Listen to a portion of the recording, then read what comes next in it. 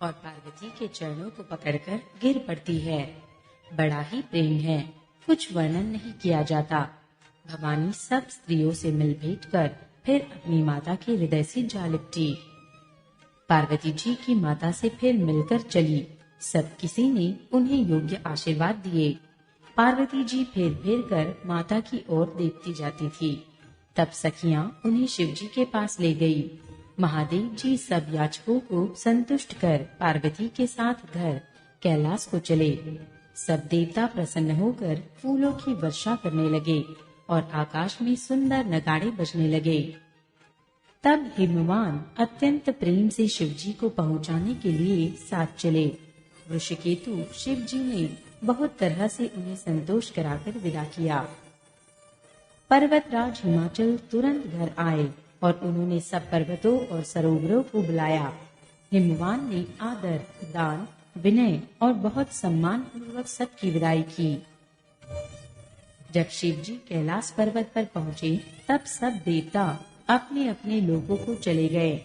तुलसीदास जी कहते हैं कि पार्वती जी और शिव जी जगत के माता पिता हैं, इसीलिए मैं उनके श्रृंगार का वर्णन नहीं करता।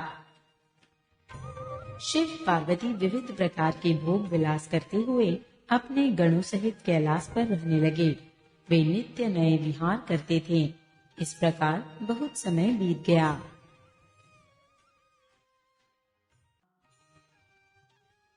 तब 6 मुख वाले पुत्र स्वामी कार्तिक का जन्म हुआ, जिन्होंने बड़े होने पर युद्ध में तारकासुर को मारा। वेद, शास्त्र और पुराणों में स्वामी कार्तिक के जन्म की कथा प्रसिद्ध है और सारा जगत उसे जानता है। षडानंद स्वामी कार्तिक के जन्म, कर्म, प्रताप और महान पुरुषार्थ को सारा जगत जानता है। इसीलिए मैंने वृषकेतु शिव जी के पुत्र का चरित्र संक्षेप से भी कहा है। शिव पार्वती के विवाह की इस कथा को जो स्त्री पुरुष कहेंगे और गाएंगे, वे कल्याण के कार्यों और विवाह आदि मंगलों में सदा सुख पावेंगे। गिरिजापति महादेव जी का चरित्र समुद्र के समान अपार है, उसका पार वेद भी नहीं पाते। तब अत्यंत मनबिंदु और गवार तुलसीदास उसका वर्णन कैसे कर सकता है। शिव जी के रसीले और सुहावने चरित्र को सुनकर मुनि भरद्वाज जी ने बहुत ही सुख पाया। कथा सुनने की उनकी लालसा बहुत बढ़ गई। नेत्रों में जल भर आया तथा रोमावली खड़ी हो गई। वह प्रेम में मुग्ध हो गए। मुख से वाणी नहीं निकलती। उनकी यह दशा देखकर ज्ञानी मुनि याज्ञवल्क्य बहुत प्रसन्न हुए और बोले, हे मुनीश, आहा, तुम्हारा जन्म धन्य है। तुमको गौरीपति शिव जी प्राणों के समान प्रिय हैं।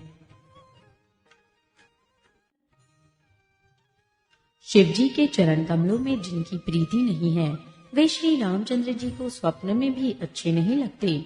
विश्वनाथ श्री शिव जी के चरणों में निष्कपट, विशुद्ध प्रेम होना यही राम भक्त का लक्षण है। शिव जी के समान रघुनाथ जी की भक्ति का व्रत धारण करने वाला कौन है, जिन्होंने बिना ही पाप के सती जैसी स्त्री को त्याग दिया और प्रतिज्ञा करके श्री रघुनाथ जी की भक्ति को दिखा दिया। हे भाई, श्री रामचंद्र जी को शिव जी के समान और कौन प्यारा है। मैंने पहले ही शिव जी का चरित्र कहकर तुम्हारा भेद समझ लिया। तुम श्री रामचंद्र जी के पवित्र सेवक हो और समस्त दोषों से रहित हो। मैंने तुम्हारा गुण और शील जान लिया। अब मैं श्री रघुनाथ जी की लीला कहता हूँ, सुनो।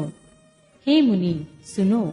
आज तुम्हारे मिलने से मेरे मन में जो आनंद हुआ है वह कहाँ नहीं जा सकता। हे मुनीश्वर, रामचरित्र अत्यंत अपार है। 100 करोड़ शेष जी भी उसे नहीं कह सकते। तथापि जैसा मैंने सुना है वैसा वाणी के स्वामी, प्रेरक और हाथ में धनुष लिए हुए प्रभु श्री रामचंद्र जी का स्मरण करके कहता हूँ। सरस्वती जी कठपुतली के समान हैं और अंतर्यामी स्वामी श्री रामचंद्र जी सूत पकड़कर कठपुतली को नचाने वाले सूत्रधार हैं। अपना भक्त जानकर जिस कवि पर वे कृपा करते हैं, उसे हृदय रूपी आंगन में सरस्वती को वे नचाया करते हैं। उन्हीं कृपालु श्री रघुनाथ जी को मैं प्रणाम करता हूँ और उन्हीं के निर्मल गुणों की कथा कहता हूँ। कैलाश पर्वतों में श्रेष्ठ और बहुत ही रमणीय है, जहाँ शिव पार्वती जी सदा निवास करते हैं।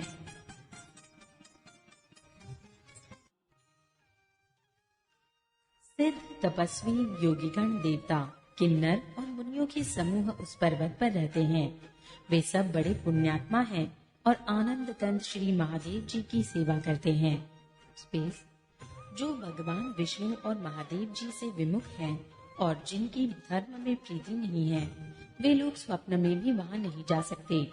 उस पर्वत पर एक विशाल बरगद का पेड़ है, जो नित्य नवीन और सब काल 6 ऋतुओं में सुंदर रहता है।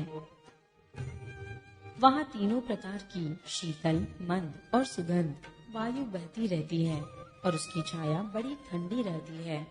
वह शिव जी के विश्राम करने का वृक्ष है, जिसे वेदों ने गाया है। एक बार प्रभु श्री शिव जी उस वृक्ष के नीचे गए और उसे देखकर उनके हृदय में बहुत आनंद हुआ।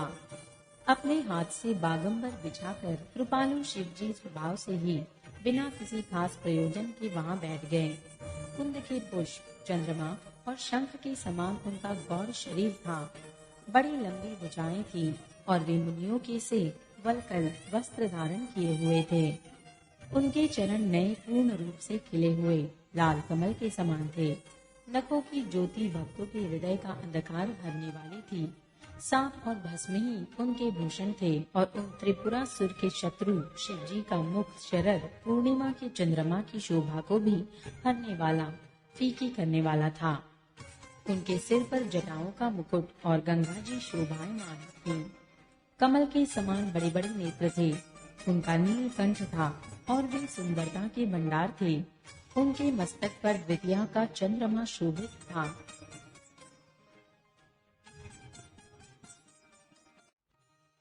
कामदेव के शत्रु शिव जी वहाँ बैठे हुए ऐसे शोभित हो रहे थे, मानो शांत रस ही शरीर धारण किए बैठा हो। अच्छा मौका जानकर शिव पत्नी माता पार्वती जी उनके पास गई। अपनी प्यारी पत्नी जानकर शिव जी ने उनका बहुत आदर सत्कार किया और अपनी बाईं ओर बैठने के लिए आसन दिया। पार्वती जी प्रसन्न होकर शिव जी के पास बैठी। उन्हें पिछले जन्म की कथा स्मरण हो गई। स्वामी के हृदय में अपने ऊपर पहले की अपेक्षा अधिक प्रेम समझकर पार्वती जी हंसकर प्रिय वचन बोले। याज्ञवल्क्य जी कहते हैं कि जो कथा सब लोगों का हित करने वाली है, उसे ही पार्वती जी पूछना चाहती हैं। पार्वती जी ने कहा, हे संसार के स्वामी, हे मेरे नाथ, हे त्रिपुरासुर का वध करने वाले, आपकी महिमा तीनों लोकों में विख्यात है। चर अचर, नाग, मनुष्य और देवता सभी आपके चरण कमलों की सेवा करते हैं। हे प्रभु, आप समर्थ, सर्वज्ञ और कल्याण स्वरूप हैं। सब कलाओं और गुणों के निधान हैं और योग्य ज्ञान तथा वैराग्य के भंडार हैं। आपका नाम शरणागतों के लिए कल्प वृक्ष है। हे सुख की राशि, यदि आप मुझ पर प्रसन्न हैं और सचमुच मुझे अपनी दासी या अपनी सच्ची दासी जानते हैं, तो हे प्रभु, आप श्री रघुनाथ जी की नाना प्रकार की कथा कहकर मेरा अज्ञान दूर कीजिए।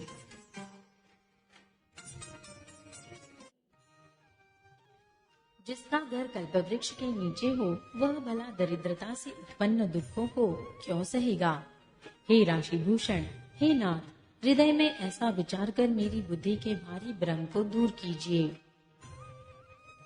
हे प्रभु, जो परमार्थत्व ब्रह्म के ज्ञाता और वक्ता मुनि हैं, वे श्री रामचंद्र जी को अनादि ब्रह्म कहते हैं और शेष, सरस्वती, वेद और पुराण सभी श्री रघुनाथ जी का गुण गाते हैं।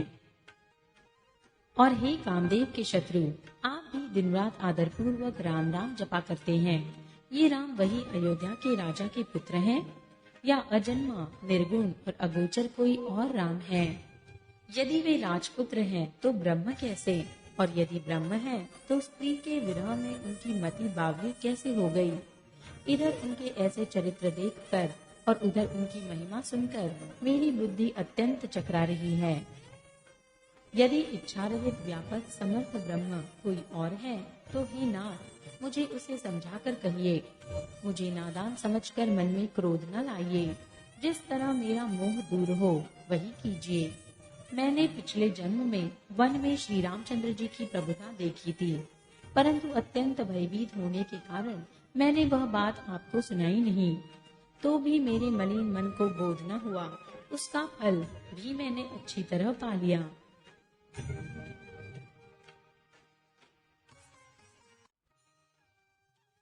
अभी मेरे मन में कुछ संदेह है, आप कृपा कीजिए। मैं हाथ जोड़कर विनती करती हूँ, हे प्रभु, आपने उस समय मुझे बहुत तरह से समझाया था, फिर भी मेरा संदेह नहीं गया। हे नाथ, यह सोचकर मुझ पर क्रोध न कीजिए। मुझे अब पहले जैसा मोह नहीं है, अब तो मेरे मन में राम कथा सुनने की रुचि है। हे शेषनाग को अलंकार रूप में धारण करने वाले देवताओं के नाथ, आप श्री रामचंद्र जी के गुणों की पवित्र कथा कहिए। मैं पृथ्वी पर सिर टेक कर आपके चरणों की वंदना करती हूँ और हाथ जोड़कर विनती करती हूँ। आप वेदों के सिद्धांत को निचोड़कर श्री रघुनाथ जी का निर्मल यश वर्णन कीजिए। यद्यपि स्त्री होने के कारण मैं उसे सुनने की अधिकारिणी नहीं हूँ, तथापि मैं मन, वचन और कर्म से आपकी दासी हूँ। संत लोग जहाँ आर्त अधिकारी पाते हैं, वहाँ गुण तत्व भी उसे नहीं छिपाते, वहाँ गुण तत्व भी उससे नहीं छिपाते। हे देवताओं के स्वामी, मैं बहुत ही आर्तभाव दीनता से पूछती हूँ, आप मुझ पर दया करके श्री रघुनाथ जी की कथा कहिए। पहले तो वह कारण विचार कर बतलाइए जिससे निर्गुण ब्रह्म सगुण रूप धारण करता है। फिर हे प्रभु, श्री रामचंद्र जी के अवतार जन्म की कथा कहिए तथा उनका उदार बाल चरित्र कहिए। फिर जिस प्रकार उन्होंने श्री जानकी जी से विवाह किया वह कथा कहिए, और फिर यह बतलाइए कि उन्होंने जो राज्य छोड़ा सो किस दोष से।